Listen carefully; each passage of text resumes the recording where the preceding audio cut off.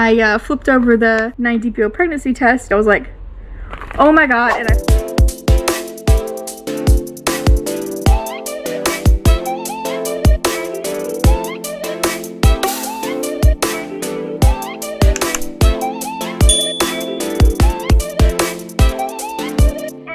Hi guys, welcome back to my channel. If you are new here or haven't watched me before, my name is Kendra. I am currently 25 weeks pregnant with our rainbow baby girl. I did have a loss in August, right before I got pregnant in December. So this is our second pregnancy. If you're new to my channel, I make all kinds of different content on here. So feel free to check out my playlists and my other videos on my channel and think about liking and subscribing this video. So today I wanted to kind of combine two subjects in today's video and kind of go over my symptoms during my 2-week wait, as well as my pregnancy test line progression the month that I found out I was pregnant with baby number 2. So I'm going to go ahead and get into that. My cycle started in December on December 5th, so that was the last cycle that I had before I got pregnant. My cycles are pretty regular, being every 28 to 29 days. They were pretty regular after my loss in August as well. Before I had gotten on birth control, they were not regular at all, and then for the entirety of the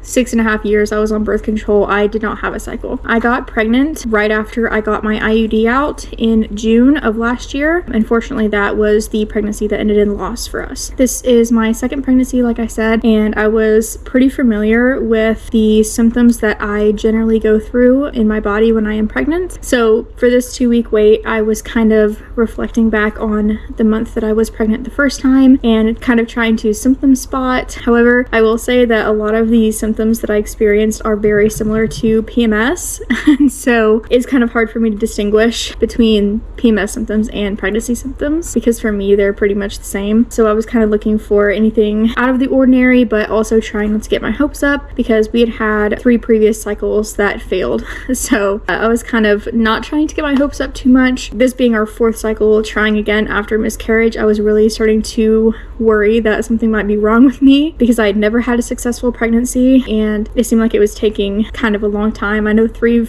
and 4 months is definitely not a long time to be trying, but when you're going through the grieving process along with that, it just seems like I wanted to be pregnant again right away, and it was very kind of an emotional thing for me to keep getting negatives month after month, especially when I wanted to still be pregnant from the first pregnancy. So that was really hard. I was tracking ovulation with an OPK, which is an ovulation predictor kit that I got off of Amazon. It links to the Premom app, so they're just easy at home pregnancy and ovulation test strips, and they link to this app, so they kind of read the test for you. So my ovulation date, I got my positive LH strip on December 18th. So once you get a positive strip, you're predicted to ovulate 24 to 36 hours afterwards. So my predicted ovulation date was December 19th, and I was having obvious ovulation signs and symptoms, kind of TMI, but cervical mucus, changes in how I'm feeling in my body, things like that. Ovulation pain, which they call middle schmerz. I can feel when I ovulate and which ovary that it comes from. So I know that this egg came from my left ovary, and that was confirmed on ultrasound as well. And it's kind of funny because my first pregnancy came from my right ovary, which I felt as well. I did have some spotting on ovulation day, which is not normal for me at all. I don't think I've ever had bleeding or spotting halfway through my cycle ever in my life, but for some reason, I guess my cervix was just really soft and I had some bleeding, just like barely any spotting whatsoever, but it was definitely there to the point where I noted it in my app. That was new for me. Also, I want to go over my vitamin regimen, because I did go over this on TikTok and it caught a lot of traction. So if you've ever heard of Mucinex D pregnancy, where people have been trying to get pregnant using Mucinex, it's not a cure for infertility and it's not a cure for like recurrent pregnancy loss or anything like that, but it's hypothesized to thin and loosen your cervical mucus the same way that it would mucus in your nose and sinuses. Obviously no conclusive evidence on that, but a lot of people have testimonies about how it's worked for them. And I will say I did take it the day before ovulation, so December 18th, and then again on ovulation day, which was December 19th for me. And this was my first month taking it during TTC after my miscarriage, and it just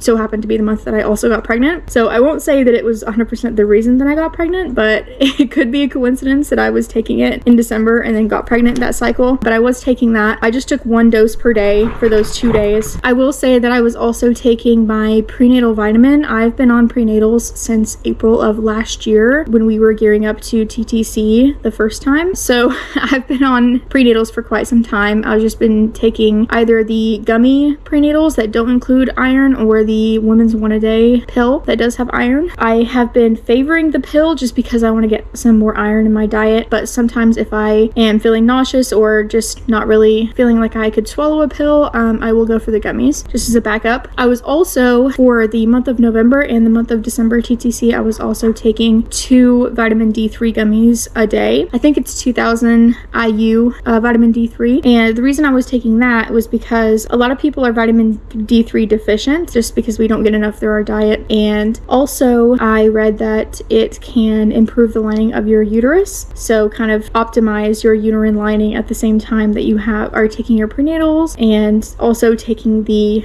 Mucinex so that you can improve sperm motility. So those were the 3 vitamins and other things that I was on during the month of December when I conceived. Now I'm not a doctor. I'm not recommending that you copy my vitamin regimen. That's just what worked for me. I ovulated on the 19th. My camera died, but let's see how far this gets us. Kind of wanted to go over my symptoms. So I started logging my symptoms on 1 DPO on to when I missed my period. I will say that one of the symptoms that came immediately was breast tenderness. So I started experiencing breast tenderness around 2 DPO. So this was very, very early for me to be experiencing that in my cycle if I hadn't been pregnant. So I did note that. So that was 2 DPO. 3 DPO, I had really bad cramping, and it was the entirety of my pelvic region. So not just my uterus, it was like everything down there. December 23rd would have been 4 DPO. Definitely was still having sore breasts, and I did noticed that my face was super dry and I was very thirsty, having a lot of dry skin around my mouth and my lips and my face. I will say it was obviously December 23rd. It was cold outside and snowing, things like that, but I did notice that I was getting very dehydrated, which is a classic pregnancy symptom for me.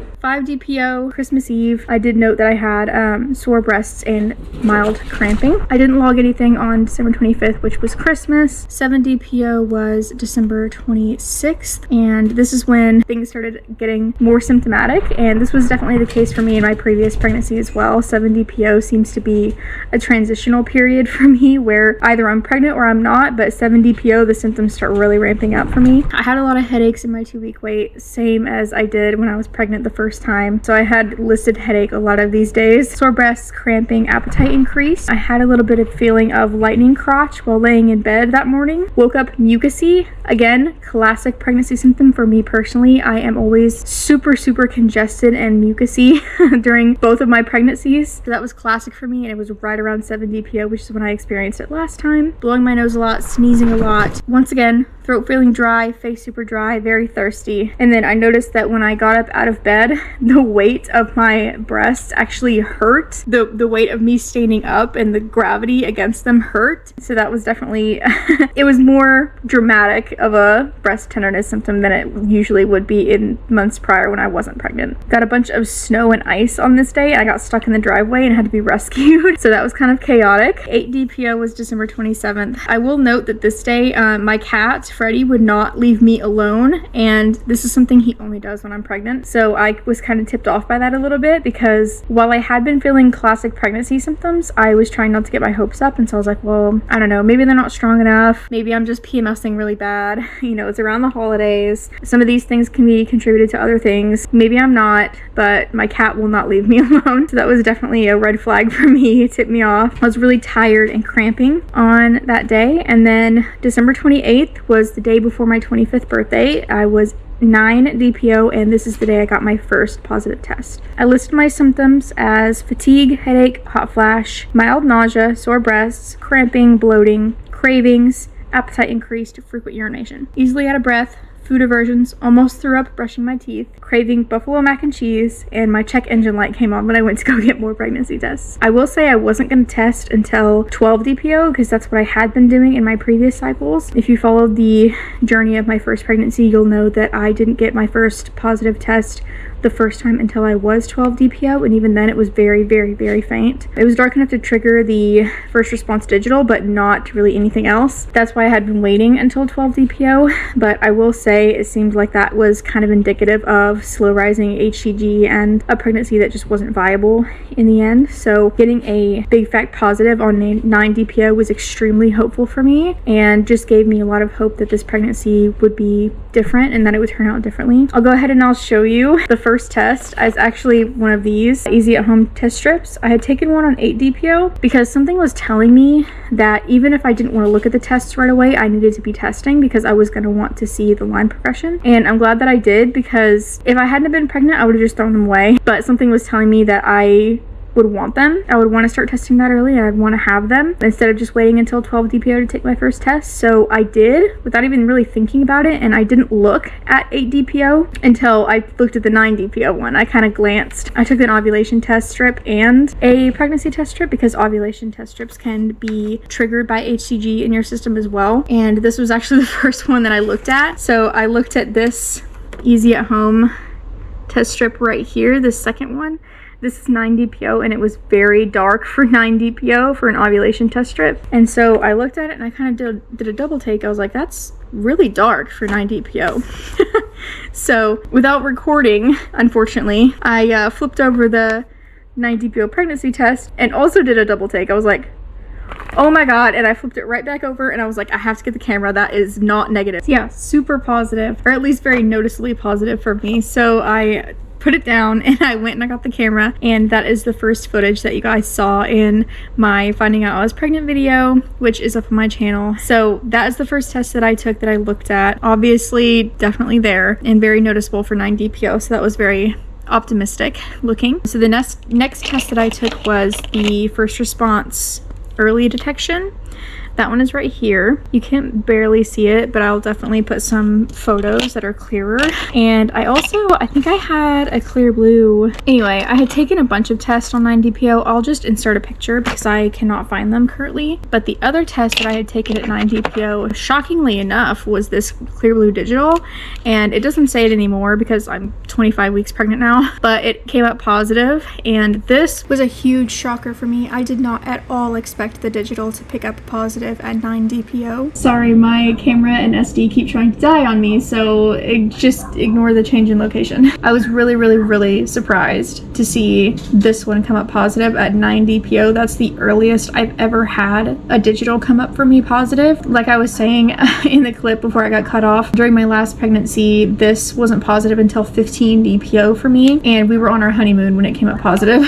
So yeah, that was very hopeful for me to see that early, and that's the test that I used to show Elijah to tell him that I was pregnant. I did try to get footage of that, but my camera decided to stop working at the most inconvenient time ever. So that was I didn't catch very much of that. I did catch some of it, but not the part that I really wanted to catch the most. 10 DPO was my birthday. So this was the day of my 25th birthday. So I have this clear blue, which you can't really tell now because it's pretty old, but there's definitely a faint line on that one. But I think the most significant difference was the first response from 9 to 10 DPO. This is absolutely insane to me because you can still tell the drastic difference between the two lines. This right here is just crazy to me. The difference between 9 and 10 DPO on these two tests was so hopeful for me to see. This was crazy. I don't think I've ever seen a line that prominent on a 10 DPO test. Maybe for other people, but definitely not for me. So that was extremely optimistic for me to see. I will say the easy at home test didn't show as good of a line progression as the first response did because they're not as sensitive as first response. So the difference in the brand of tests that I had been taking made me really anxious because I was afraid that my HCG wasn't rising properly because I couldn't really tell a difference on certain brands of tests. And the easy at home was one example of that. So I'll kind of show you. I'll insert a picture here too, but you can see in these first tests here, there really isn't that much of a progression. Like they all kind of look the same to me. They didn't start looking very much darker to me until maybe around 14 DPO. All of the 3 tests before 11, 12, 13 look identical to me. I will say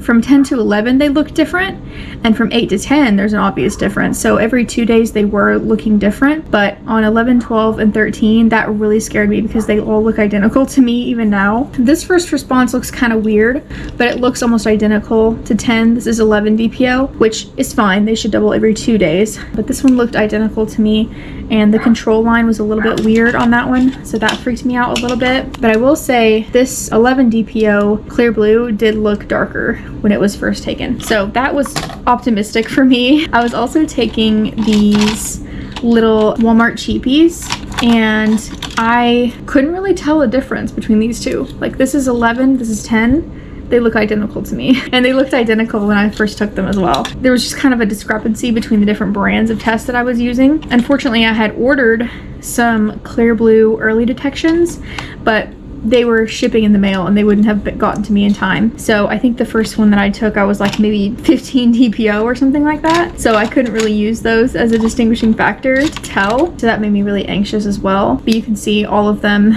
This is 9. You'll see that in the other picture that I have inserted. Obviously has a line on it. And between 9 and 11, they do look different. I will say that, but the strength of the line on 9, 10, and 11 and on varies between the different tests. So that had me very anxious, and I probably would have benefited from just using one brand of test. But if you know me, you know I'm a very statistical, facts-driven person, and I just wanted to have all of the information readily available for me to kind of use different brands of tests and kind of get all the information and kind of see what my HCG was doing on a day-to-day basis. That was really important to me, and I was like very determined to gather all the information I could and make sure that I knew what was going on with my body. Testing did kind of take some of the anxiety away, but it also contributed a little bit to my anxiety. Pregnancy after loss is just a trip. It's definitely an experience I wouldn't wish on anyone because it's extremely nerve-wracking and anxiety-inducing. So I will say it definitely wasn't a fun time. I was definitely excited that I was getting darker and darker tests, but in the days when they all looked the same, it made me very anxious. 13 DPO with the first response definitely got a lot darker. That was nice to see. Here's 12 DPO in the clear blue. Definitely darker. I don't know if you can see it. Hopefully I'll have some pictures. 14 and 15 on the first response. This is when they started becoming very solid, and my dog had chewed on some of these, so unfortunately they look a little bit rough. Yeah, 14 and 15 definitely solid lines. That was very optimistic for me to see, and by this time I had missed my period, so I tested for a very long time. This is 13 DPO on a cheapie. Definitely there, but it didn't look much darker than 12. 16 though is definitely dark. So I don't think I started testing with the clear blue early response until 14 DPO, which would have been the day of my missed period. So I will show you 14 DPO was just as dark as the control line, and 15 DPO begins to be a dye stealer. So that was very promising for me to see a dye stealer this early. I had seen some other people show their pregnancy test line progressions and show dye stealers at 14, 15 DPO, and I was really hoping that would be me this pregnancy because it's such an optimistic sign, and I got that with these specifically. Now, it wasn't the same with other tests, and by this time I had almost run out of first response. If I had kept taking the first response, I think that would have been a dye stealer pretty close after this, but these are pretty much just as sensitive, if not more. 16 is right on the border, once again, dye stealer. This one was pretty obvious for me when I first took it. The next one I have is 18, and that's a very clear dye stealer. So 18 DPO on this one. I kept testing for quite some time. Once again, this was relieved some of my anxiety to see the tests. This one doesn't have a tip because once again my dog got into some of these, but 17 on a clear blue, definitely a dye stealer. Just a regular clear blue line test. 16 on a first response, just as dark as the control. That would have been a dye stealer pretty quickly afterwards, but I ran out after this one. Got 19, 20, and 21. All very dark dye stealers, and there was quite a considerable difference when these first processed, and I think hopefully I have some pictures. If not, I mean, you could surely see that on camera, but those are very obviously very dark. The other ones I have, you can't really tell that they're dye stealers. They're cheapy first response Walgreens brand. There's clearly a progression where 17, you can definitely see it. 19, way darker than 17.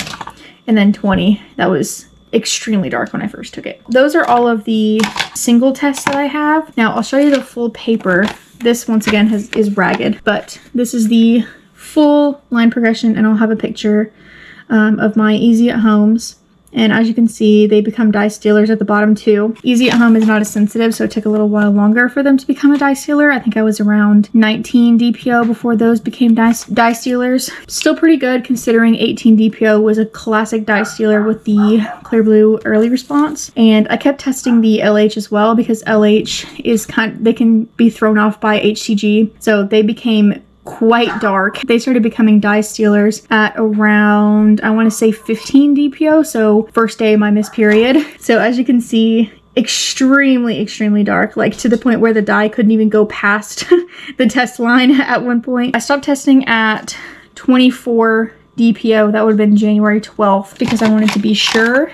And my first appointment wasn't until I was 7 weeks and 2 days pregnant. So having to wait that time period made me extremely anxious, especially for someone who was pregnant after loss. So it was very helpful for me to be able to have the test to look at as a kind of an indication of how my pregnancy was progressing. Obviously, it only tells you HCG. It doesn't tell you if the pregnancy is viable. It doesn't tell you the location of your pregnancy, but it still relieved anxiety for me. If it relieved anxiety, I thought there was really no harm in taking all these tests.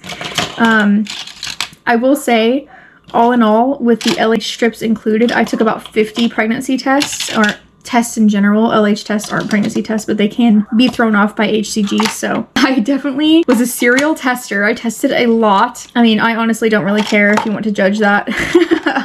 It helped me in the moment. So no matter how crazy it sounds, if it helped me in the moment, then I'm okay with it. I have all of my pregnancy tests in this little keepsake box because I wouldn't call myself a hoarder, but it's just nice to have them to look back on. And in the case of Sweet Pea, it's really one of the only things that reminds me that they were real. I still have all of the tests from my first pregnancy as well. And then we also have the one ultrasound picture, which is the only picture that we have of Sweet Pea. Those are kind of sentimental to me as well as these because it's an indication of early pregnancy. And in the case of my first pregnancy, it's one of the only ways that I know it actually happened. Also, it was really nice to have the test to compare to because in this case, my line progression was much stronger and much faster than it was with my first pregnancy, and that was optimistic for me. As far as symptoms throughout the rest of my 2-week wait after I found out that I was pregnant, because I found out 5 days before my missed period. I started having nausea pretty early, unfortunately, in this pregnancy. I did have nausea with my first pregnancy, but it wasn't as severe, and it only lasted around 2 weeks before I lost the pregnancy. And I never threw up with my first pregnancy. I just never made it to that point. But I noticed that things started tasting and smelling differently and stronger around 10 DPO, which was my birthday. So food wasn't tasting quite right, wasn't smelling quite right, and I was feeling a little bit queasy at that point, even before I'd missed my period. And I will say that by the time that I missed my period, I was definitely feeling a lot of fatigue, way out of breath, feeling some nausea, and the nausea fully set in by the time I was 5 weeks, 4 days pregnant. And from that point on was absolute hell. Now that I'm 25 weeks, obviously I'm still out of breath because I'm very big at this point, but my nausea continued all the way up until 21 weeks. I was throwing up at least once a week, if not more. I lost 30 pounds in the first 15 weeks of my pregnancy, and up until this point, I've only gained about 10 back. So I've only been able to really eat actual food and actual meals since about maybe 14 and a half to 15 weeks. But I'm still taking my anti-nausea medicine at this point. I would say that nausea has been my #1 symptom of pregnancy so far in this pregnancy. Yep, grossed out by the smell of the trash, 10 DPO. Frequent urination, really tired. That would be 11 DPO. 12 DPO, really out of breath, really thirsty since about maybe 6 or 7 DPO. Things smell stronger, sneezing a lot, really dizzy before eating because I hadn't eaten very much that day. Drank a protein shake and felt much better. However, unfortunately, by the time I missed my period, protein shakes were beginning to become a huge food aversion for me, and I couldn't even open the fridge or look at them without throwing up. So they didn't help much after that. January 2nd was the day of my missed period. Frequent urination. I noticed that I had to pee a lot more even without drinking that much. I got so tired around 8 to 9 p.m. that I took a nap. Woke up around 10, extremely tired once again after taking a shower, getting ready for bed. Not too nauseous or dizzy today. Did have a protein shake that was later in the night. Cramps were so strong that it woke me up in the middle of the night again, but no bleeding. That freaked me out. Obviously, it was implantation pain, but they were so strong that they woke me up, and obviously having a history of loss, I had to get up and make sure that I wasn't bleeding, and that was a big source of my anxiety as well. Even knowing that it was a good sign just made me extremely anxious. I think the last day that I tracked, I was 2 days late. That was January 4th. Went to Knoxville to go shopping. The thought of eating made me a little bit nauseous, but once I smelled the food court, I was hungry. Increased appetite, easily out of breath, especially when walking in the mall. This was for my birthday trip because we didn't get to go on my birthday. We went to the mall to go shopping. Slight cramping after standing up. Headache when I woke up. Went to bed. Was tired all last night. Tired during the day. Boobs are less sore. Gagged in the shower brushing my teeth again. It was pretty soon after that. I think I was around 6 weeks pregnant when the vomiting started, and I did not stop vomiting until week 21. And in those early days, it was like up to 4 times a day, to the point where my throat was actually burned from the stomach acid, and I couldn't keep anything down. It was horrible. Those are my 2-week wait symptoms, as well as my pregnancy test line progression. If you are currently in the season of TTC, I wish all the baby dust to you, all the luck, all the love. I know it can be an extremely hard and difficult time, especially if you're TTC after loss like I was. Thank you guys so much for watching. Baby girl and I appreciate you so much, and check out my channel for some other updates on my pregnancy if you would like to. Check out my other videos on my channel. I have a bunch of different videos, not just on pregnancy and TTC, but on other things as well. So thank you guys so much for watching. I will see you in my next one. Bye!